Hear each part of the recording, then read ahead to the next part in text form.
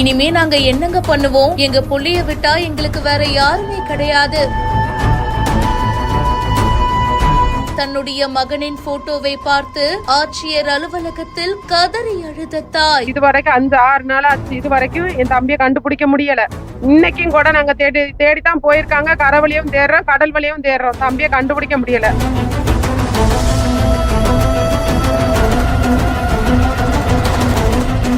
ராமநாதபுரம் மாவட்டம் ராமேஸ்வரம் மீன்பிடி துறைமுகத்துல இருந்து கடந்த 6ஆம் தேதி மீன் பிடிக்கிறதுக்கு ஆரோக்கிய கிங்ஸ் அப்படின்றவரு போயிருக்காரு. எதிர்பாராத விதமா மீன் பிடிச்சிட்டு இருக்கும் போது தவறி கடல்ல விழுந்திருக்காரு. இதுல மாயமாயிருக்காரு. கடந்த 4 நாட்களா மீனவர்கள் மற்றும் மீன்வளத்துறை அதிகாரிகள் உதவியோடு தேடும் பணியில ஈடுபட்டு வந்தாங்க. ஆனா இப்போ வரைக்கும் அவரு கிடைக்கல. இதனால அதிர்ச்சி அடைந்த அவங்களுடைய குடும்பத்தினர் ராமநாதபுரம் மாவட்ட ஆட்சியர் அலுவலகத்துக்கு வந்து மனு கொடுத்திருக்காங்க.